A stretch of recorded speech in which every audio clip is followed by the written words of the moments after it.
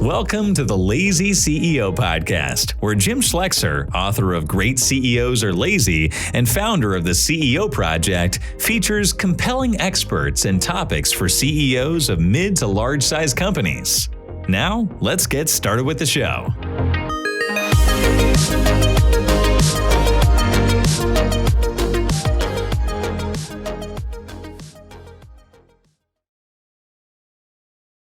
Welcome, everybody, to another Lazy CEO podcast. My name is Jim Schleckser. I am your host, and I'm the founder of the CEO Project. Today we're going to talk a little bit about talent. Now, excuse me, we've talked about talent before, and mostly we've spent our time on individual level talent. It's just minor refresher because it'll be relevant to the balance of our conversation. By the way, what we're going to talk about today is how the executive team should engage more broadly on the talent in the organization. So this is not down at the individual sort of, I need to deal with one person and their performance. This is about how do we all, or y'all, because I was just in Texas, talk about talent in the business. And so that's where we're going today. But let's start with just sort of individual talent. And if you remember, we got A's, B's, and C's, right? B's, we'll start with B's. B's perform the job as required at the price we pay for them. That's not to say if we paid a bunch more, we couldn't get somebody better in the job, but at the price we're paying, they perform the job, they show up, they get it done. They're fine, right? Once in a while, they have a decent improvement idea that we then execute. A's, on the other hand, consistently overperform the job, consistently have ideas to move the business forward. I mean, they are kind of the little engines that could. They're the people that drive your organization to new levels. Unfortunately, some people, depends on who you talk to, they'll say you'll have somewhere between 10, 20% A's. If you had 20, it'd be 60% B's. If it's 10, you got 80% B's. And then C's, think of it, this is a normal distribution. And C's consistently underperform the job. They don't meet the standard. For the same price, we could upgrade that job into somebody else. And they're your underperformers. And either you're coaching them up or you're coaching them out, basically, if they're C's. Hopefully you don't tolerate too many. And hopefully, none of them are related to you in your business, or that becomes a little bit of a problem. So, sort of a normal distribution, 20% A's, 60% B's, 20% C's, or 10, 80, 10, depends on who you talk to about what those ratios actually look like. Here's the thing. People really never want to rate anybody C, particularly when I say, like, by the way, if you're a C, we're going to put you on a performance improvement plan, or we're going to exit you, or, you're not in a good place if you're a C. And nobody likes conflict. Well, few people like conflicts unless you're from New Jersey, like me, and you don't mind it, right? But most people, they really don't want to tell somebody they're a C player and they're in trouble and they may lose their job. And that's got a lot of negative energy and emotion, and most people avoid it. So what they do is it's like Munchkin Land. It's like the Wizard of Oz. Everybody's above average. Or Lake Wobegon, to use a more recent example. So, everybody's an A or a B. And I've seen even CEOs, they rate their executive team, it's A plus, A plus, A. Like you've got what we call a central tendency problem. In other words, if you think everybody's an A, then can't be. It's unlikely to be true for starters. As I said, there's a normal distribution of talent. And so the fact that you think you've got all A's means either you're an incredibly good picker of people or you're wrong. The other element might be that your standard is very low, right? So if you got a very low standard, everybody looks like an A. And so when somebody is rating people like that, we say, look, jack up your standards a little bit so that you got some B's in there and maybe even a C. So constantly be elevating your standards so that you've got that normal distribution. Otherwise, you've got a central tendency problem and everybody's above average. I'll give you an example. In the Government Accountability Office, the GAO, did an analysis not that long ago of government employees and their ratings on their evaluations. And it turns out that 82% of all government employees are above average, according to the ratings. So, this is exactly what I'm talking about, embodied. And I think anybody who's spent a lot of time working with government employees would argue they may possibly have that analysis wrong. But here's where it gets to be a giant problem. Maybe two places it becomes a problem. And this first one is relevant because, there's a chance we're going into a little bit of a recessionary environment here, and you may need to shed people. Like you may need to have a few less people walking around your business in order to maintain some level of profitability or even break even, depending on how bad it gets for you. And I've been there, I've done it. It's not a happy thing, but it happens. So if you have a normal distribution and it's accurately rated as such, you've got your list of who you need to be thinking about exiting the business. It's the bottom 20%. It's your C players. Those are the people that are going to go overboard first when things get tough. Because why are we going to tolerate, X pay for less than X work? We don't. And so they have to go. You might in good times, because like I just need people, and at least they're doing something. But in bad times, you go, we're going to get really critical about this and move them out. So that's one place that this central tendency problem shows up. But there's another, which is raise time. So if everybody's above average and I want to give out, let's say 5% raises, what the heck do I do? Well, you give everybody 5%, right? That's normally the solution because we're going to be non-confrontational. We're not going to deal with the issue. We're not going to grade people really because everybody's an A or high B and everybody gets 5%. But here's what that does. Your real high performers, your real A's, they know that they're in the top 20%. They know they contribute to more than the people working next to them. And when you give everybody the same increase, they go, why the heck am I hanging around here? I'll go find some other place that realizes I'm an A and they'll give me a 10% raise every year instead of a 5% raise. And, so it is a perfect way to communicate to your A players, your top performers, the people that are driving your company, that they need to go find another job. So the consequences of being non-confrontational are really serious. Now, I wrote an article a few years back called C's Get Zero. And frankly, this is how you run the drill. If you've really got an appropriate and normal distribution of 20% A's, 20% C's, 60% B's, and you want to give 5% raises out, it works like this. The B's get 5% because that's, cost of living-ish, maybe a little more, whatever it is. The C's get zero, and we take all the money that we saved on C's and we give it to the A's and we give them an 8, 9, 10% raise. And that's how you run it. And now you've got specific gradation in performance. You do the same thing on stock options. Everything looks like that A's get a significantly higher portion of the goodies, if you will, than the B's. The B's get an appropriate and normal amount, and the C's get nothing to pay for the A's. And people go, but Jim, if they do that, they might leave. I go, yeah, exactly. Because they're C's and you've rated them as such. And if they feel like they have to go find another job, then I wish you very good luck in the future. And so that's kind of a hard angle, but that is how you run these drills. Now, you do that a few years and you get a little less C's and it gets harder. But any normal organization, particularly when we've had a good period of a run up like this and the labor markets are tight, I guarantee you everybody has a bunch of C's walking around their business that when things get tight, they're going to have to think about whether they should be there. So how do you deal with the central tendency problem as a team? And that is you create transparency. So normally speaking, you'll have an individual on your team that has this central tendency problem.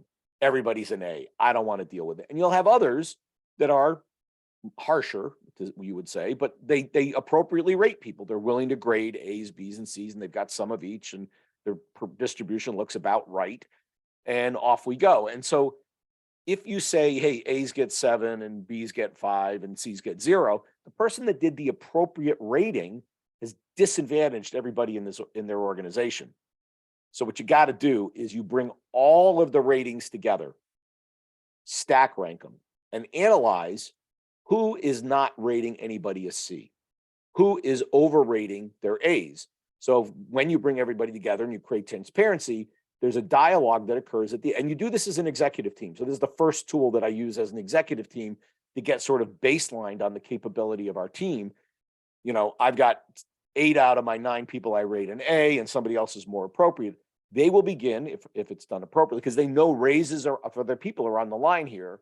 They'll go, hey, how come you're rating her an A? She shows up at 10:30 and leaves at 1:30 and doesn't get anything done and responds to emails in a week.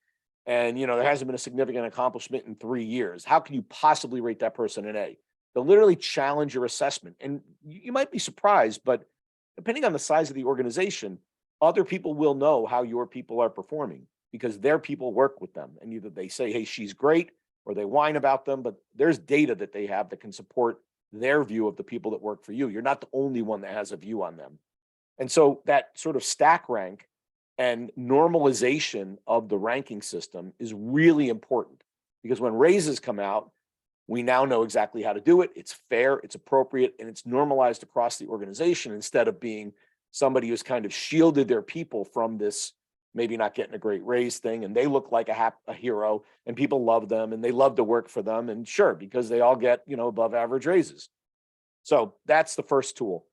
Stack rank and normalize as a team. And you're going to do that, somewhere's in the range of raise time, once a year, twice a year, depends on how often you do it. But there are a couple of other tools now that you need to use as an executive team when you think about talent in the aggregate, like I did with the stack rank tool. And I'm going to say that you want to do this like once or twice a year. It's a fair amount of work, okay? HR can help. HR can't own this because it takes too much intimate knowledge of the individuals and their performance for you to be able to correctly assess people in these roles. And so it's really the job of you and the executive team to do it. So item one is an annual evaluation one-pager, we call it. And there are a couple of elements that are in the one-pager that we like to see. And we've actually got a standard chart that we can share. If anybody wants to see or get a copy of it, they can email me at jim@theceoproject.com and we'll send you our standard sort of one-pager evaluation on people. And, it's first is, all the background and details on the person, but a variety of leadership competencies. We've got some we recommend. You might want to modulate that for your particular organization as to what's important, but I'd say they're a good sort of generic set of leadership skills like execution, market and industry knowledge, will to win, business sense, communication skills, company values, demonstrates company values, which is kind of non-negotiable, customer focused, a few others. But there's the big ones on evaluation are two. We really like the 5 E's that were used. This is a GE development, and Jack Welch talks about it. But I really like it when I'm evaluating talent. And the 5 E's are this: energy. Do they have energy? Are they able to get the work done? Sometimes working long hours if required. I don't want somebody working them all the time, but when they need to, they get her done. Second is, I'll give you an example. I came in last night at, 11:30 at night. And, in the morning, up and getting it. Like some people get in 11:30, like, I need a mental health day, right? And so that's not E. Next one is execution, E. They get it done. They are able to accomplish tasks. They are successful at meeting deadlines. That's execution. Excited. They have energy for the business. They enjoy it. They have passion for what we do. When you meet them, you can feel their energy. And that's really the other one, which is they excite others. And this is a big leadership skill. The ability to transfer my energy and my excitement for what we're doing energizes other people. And that's really important as a leader. If you can't energize people in a direction, right? It's in a direction. I don't want them excited generically. Hey, I can't wait to go see the new Star Wars. I mean, that's interesting, but excited about achieving our goals, excited about meeting that client, excited about, hitting the revenue goals, whatever it is, that's excites others. So they're not only are they excited, they excite others. In other words, they want to be here and they can transfer that emotion to other people. And the last one is edge. Now, edge is like oddly non-specific. But it could be things like super freaking smart, like just like, wow, smart. That's edge. Amazing relationship builder, just able to build really powerful and strong relationships with people and bring them along with them in a way. Clients, suppliers, Really interesting. Really skillful diplomat. Like I can put this person in an incredibly difficult situation and they have this odd capability to just bring people together and figure it out. And it's just strange, but they've got it. Like they've got this almost freaky skill in one or two particular areas. That's edge. So we don't specify what that is because it varies by people and you don't want them all with the same edge. You want people with different kinds of edges. Like another might be massively creative. When we've got a problem and she's in the room, she always comes up with something that nobody would have thought of before. And it's a dang good idea. Like that's edge. So those are the 4 E's. And I find this really, when I got this like gut feel about somebody, I'm like, geez, they're not right. And I don't know why. I'll do this little 5 E's thing. Energy. They don't have the right level of energy. They do execute. They cannot excite other people. They just don't get them energized in a direction. That's what the gap is. So it helps me define where the gap is on leadership competency. So the last bit on the sort of analytical side of this one pager is a 9 box. Now, for those of you that have not heard of a 9 box, it's a pretty common tool nowadays, but we do like it. And that is performance in the current role and potential, meaning promotability effectively. And it goes low, medium, high, right? So bottom left is low, low, and top right is high, high. So you can imagine somebody who's a low performer with low potential, meaning they are absolutely not promotable. That's probably a C player, frankly, right? If somebody's a low, low. If they're moderate performance, they're acceptable in their job, and they're not particularly promotable. So medium, that's a B, probably, more or less, right? And then obviously high performance, they're excellent in their current job, and they're high potential. You should be looking to promote that person because if you don't, when they're at high performance, they're fully competent, they're unconsciously competent, and they might get bored if you don't give them another task to push them down. Now, right after a promotion, what happens is somebody moves from high performance to medium or low, even could be low, right? Because I just put you in a big new job. And even though you still have nice potential to get a couple layers of levels of promotion over time, not like today necessarily. So your potential is still really good, but you might drop down on the performance scale because I just gave you a big hunkin' new job and you're kind of working your way into it and you're not as competent as you were with the job you did for 3 years and you really knew how to do it and you just nailed it every day of the week. So people can move in this grid, same person based on what I do with them within the organization. And you need some of each, but I'm going to say generally bottom left, we don't want a ton of those people. We are probably working them out. Top right, they're challenging because we need to keep stuff in front of them. And that's where we get to the next piece. I'll look at their strengths and weaknesses. What are they good at? What are they bad at? And then here's where it really gets important. What is their development plan? So what do we need to do with this person in the next 12 months to improve their competency, given all that data that we just had on that individual? So that's the one pager. And what you do is on your top, depends on the size of the organization, but in a 400 person organization, you might do 20 people-ish that you'll do this analysis. I'm going to say anybody who's at the executive team, you probably want to do it on. Next layer down, you might want to do it on most or all of them. And if you have any high pots, like sparky young people that are going to do cool stuff for us, I might include them in that analysis. You come together as an executive team and you go through every single one of them because the plan of action may not just be within the function. If I'm trying to develop somebody into a general manager, for example, and I've talked about breadth to try to develop somebody, in other words, expose them to other parts of the organization, that's a team conversation, right? I love her. She's amazing. She's great at what she does. She's got general management potential. We need to expose her to some stuff that she's not exposed to right now. And that is, okay, Bob over in accounting, we need to get her exposure to financial. How do we get that done? What can you do? Do you have a project we can work her on? I mean, it's a genuine conversation about growing the capacity of the organization. And these people don't work directly for the people to have in that conversation. It's a team conversation with the data in front of them in terms of what they're good and bad and where they're going. Now, once in a while, there's an evaluation, again, central tendency problem, where people are overrating their people. So you may get some pushback. Gee, I don't see her as a high potential. I think she's good at what she does, but I don't see her as being promotable for XYZ reason. Then you go, great, understand.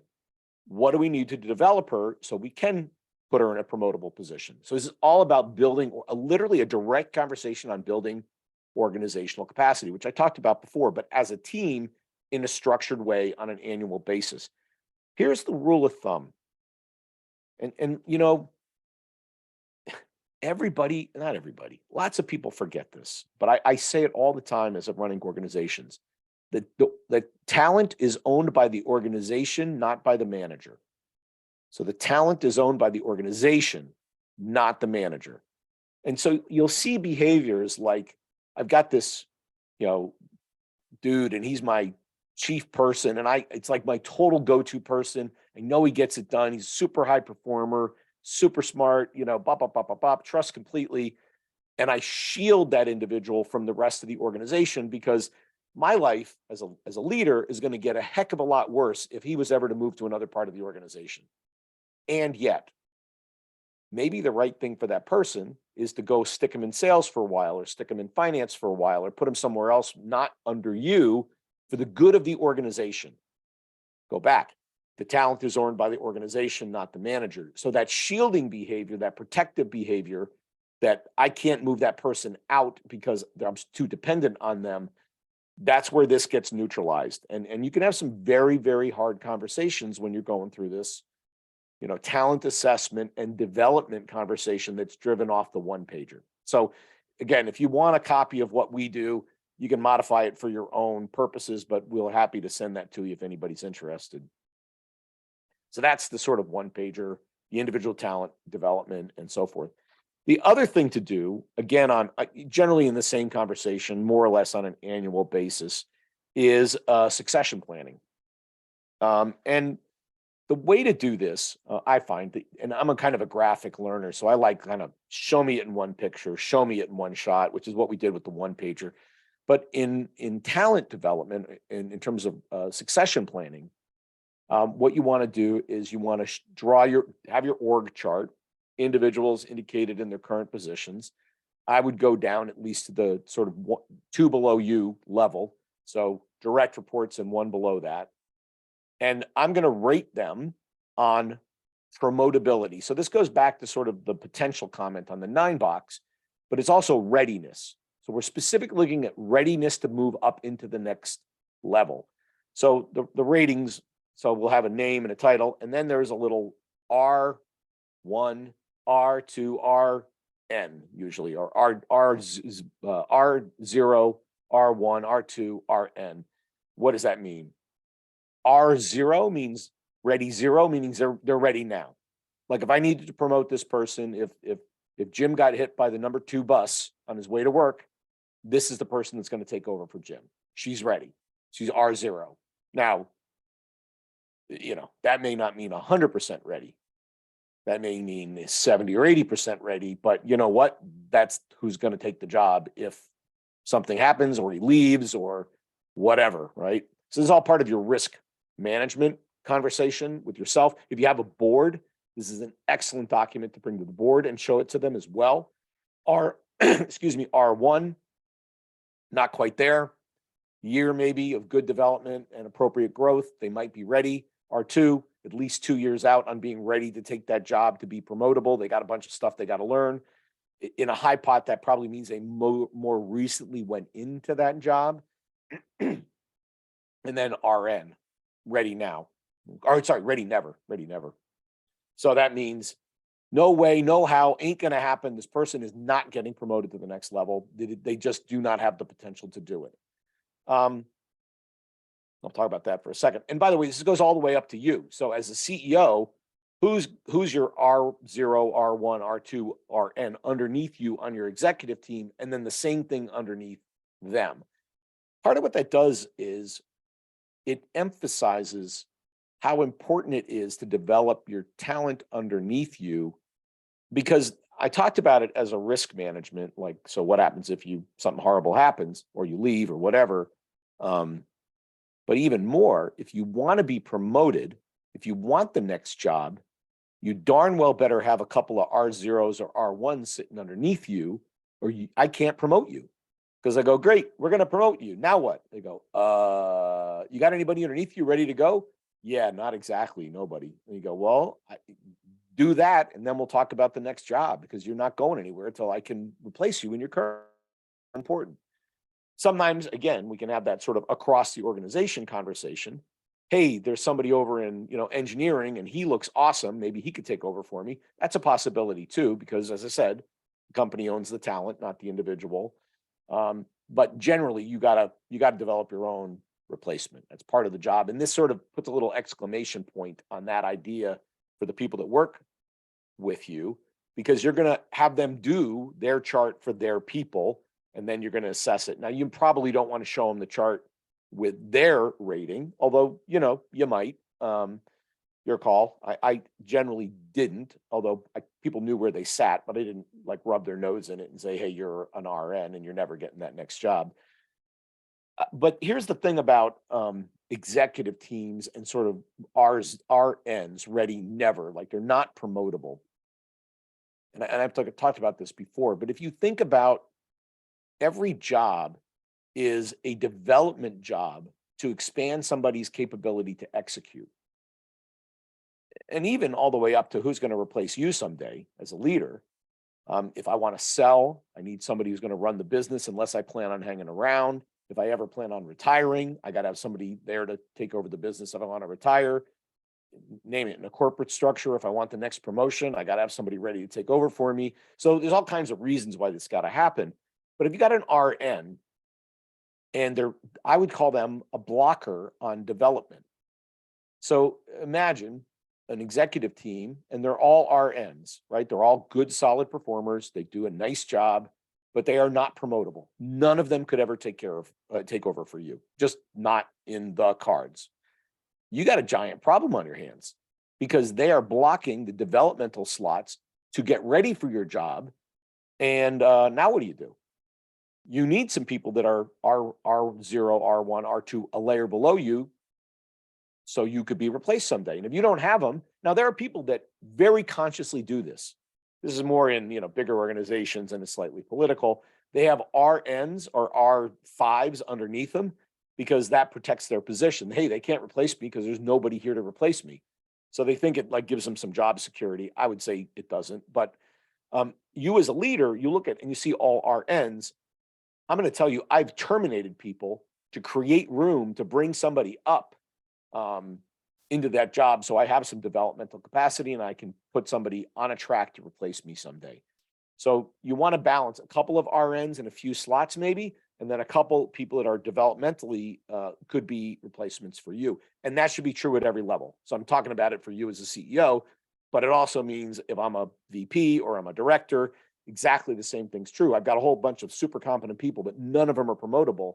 You've actually got a problem on your hands. You might think, oh my gosh, I'm in a great place. No, you're not. You've actually got a little bit of a problem, and you probably need to think about, how do I create room for some people I can develop to take over for me? So that's most of it. That's a different take than I've done before, where I looked at individual performance, A's, B's, and C's. All three of these tools, all three of these lines of thinking, stack ranking and normalizing, one pager with an assessment and a diagnostic capability on people, and a projection of development, and then a team conversation around the development of the people in the organization. That's different. And then an organizational chart thinking about readiness for promotability, both for succession, but also getting you ready for promotion, is the third one. And those are all things you should do as a team, with a view of, we are caring for the talent in our organization. We are thinking about developing the talent in our organization, and we're engaging in it. I'm going to tell you that very few companies do this, but the ones that are focused on talent development, on building capacity, spend a lot of time on this.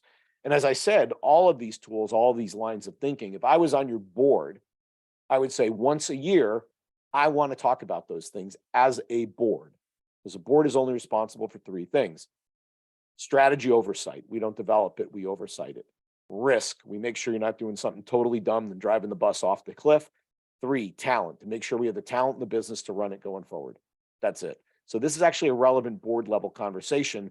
You should definitely be doing it as an executive team, but then if and when you have a board, or if you have one, it's very appropriate to roll that up and expose the board to it to show that, hey, we're on top of this, we're thinking about it, we are developing our talent pipeline, so they can put that to rest.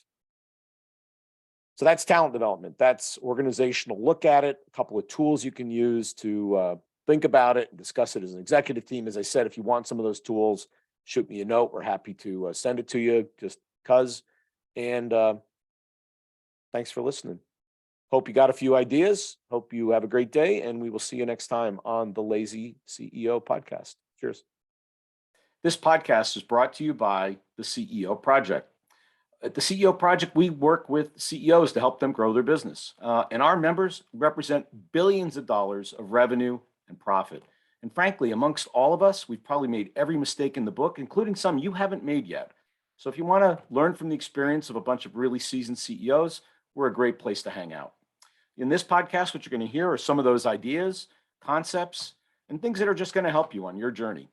If you want to find out more, reach out to us at theceoproject.com, or you can contact me personally at jim@theceoproject.com. Happy listening.